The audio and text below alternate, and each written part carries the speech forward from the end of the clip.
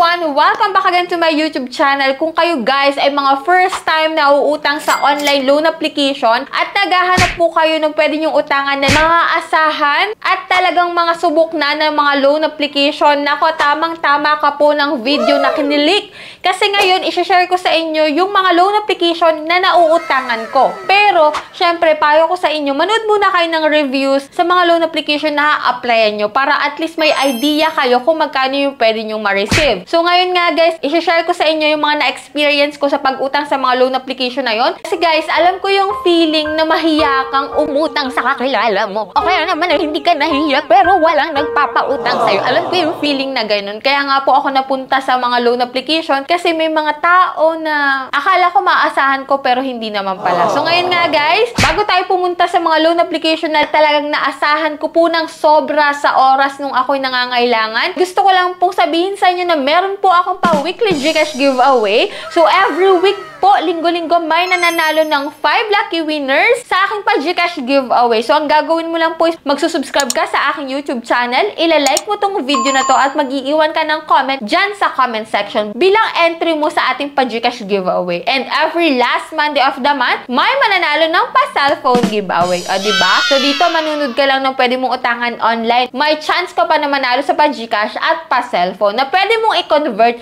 into cash. Ay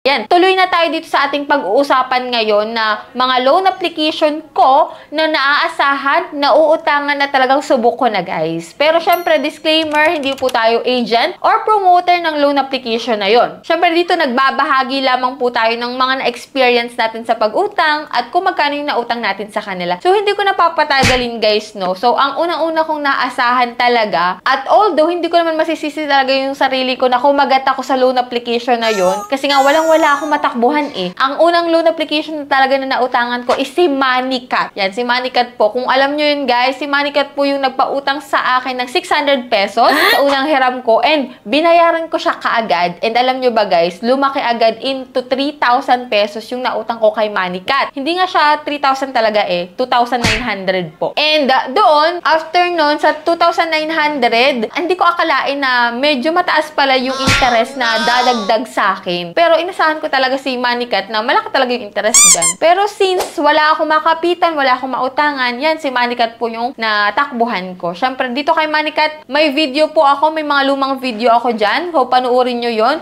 kasi nakadetalye dun guys kung ano yung mga ID na kailangan, kung hanggang kailan yung bayaran. Pero alam ko guys, sa pagkakatanda ko guys, si Moneycat po is up to 28 days. Pero talagang manginginig ka na lang dun sa interest dito kay Moneycat. Pero syempre, ang topic natin is yung mga utangan ko. Yan. So, si Moneycat po yung unang-una kong inutang. Ito pong sunod-sunod na ito ay hindi from list to the best loan application. Hindi po. So, ito yung sinasabi ko lamang po yung mga unang-una kong nautangan. Ang sumunod na nautangan kong na talagang nagandahan ako is si Tala. Pero medyo ano lang si Tala eh. Parang maarte si Tala sa pag-approve ng mga loan applications. Nung nag-apply ako sa kanya guys, na-reject ako.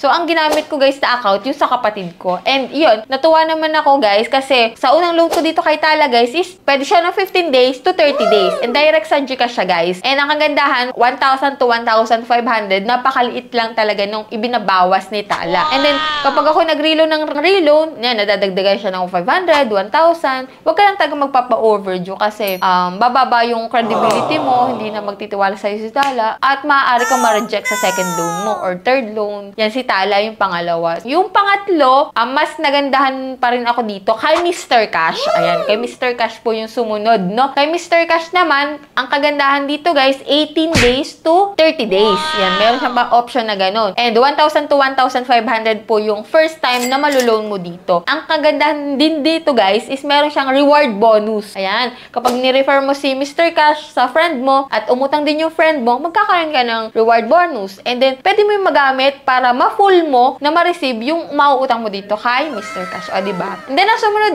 nun, guys, si OLP. Yan. So, OLP guys, 1,000 po yung una kong na-receive dito na loan amount bilang first time. And then, ikalawa guys, maganda na kasi 30 days na agad siya eh. Yun ang maganda dito kay OLP. And then, ang sumunod ko guys is si Cash Express. Si Cash Express guys, ang kagandahan naman dito, if ever na hindi mo kaya ng bugway or i-full amount yung nautang mo, halimbawa 3,000, hindi mo kayang i-full ng 3,000, pwede kang magbayad ng installment. Kumbaga naman ay kada 14 days, pwede mo siyang bayaran ng 800 lang, 1,000, pwede mo pasobrahan, ganun kay Cash Express. And then guys, kay Finbro. Si Finbro lang medyo maarte din kasi iilang ID lang yung available sa kanya. Yung pinakang major valid ID lang kasi may mga secondary ID, diba? Dito naman kay Finbro, medyo mataas din, 6,000, yan, medyo malaki na. 30 days din to kay Finbro. May mga loan application din talaga ako na okay, pero yun nga lang guys, sa interest lang nagkakatalo katulad ni Fast Cash. Okay din naman yun. Para sa akin ha, kasi iba-iba naman tayo ng experience sa mga loan application. Hindi naman talaga maiiwasan sa mga loan application na may pangit, napakataas na interest niyan, may nanghaharas yan. Siyempre, hindi mo mararanasan yun kapag ikaw ay on time magbabayad. Huwag kang magpapa-overdue para hindi mo ma-experience yung mga ganun. Talagang may ganun na loan application, hindi maiiwasan yan. Pero since naghahanap ka ng mauutangan mo, siyempre pag-isipan nating mabuti kasi nga yung interest doon tayong mabubugbog. Ang inutangan ko rin na legit na okay din naman kaso sa interest nga lang easy madali loan, si Mada loan, yung mga yan. Nga lang talaga guys sa interest. Interest talaga yung malaki sa kanila. Pero nag-approve naman sila.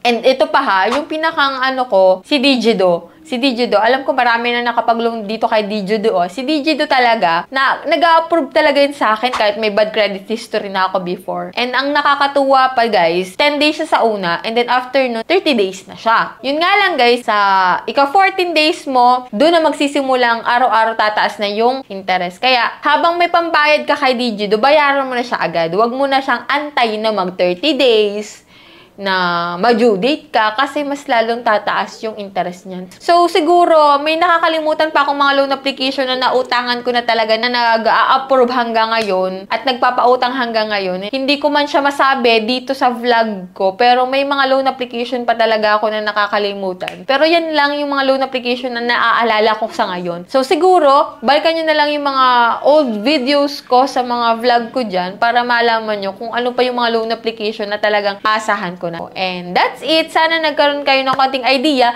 kung ano yung mga loan application ko para sa akin ha, na nasubok ko na maaasahan ko at talaga nauutangan ko. Sa mga hindi pa dyan nakasubscribe sa aking YouTube channel, kindly click the subscribe button. I-on nyo na rin po yung notification bell. Be active para kayo ay manalo sa ating Gcash giveaway. Huwag kayong mawawalan ng pag-asa kasi marami pang Monday at marami pang susunod. So, bye-bye na muna for now guys. See you on my next vlog. Breathing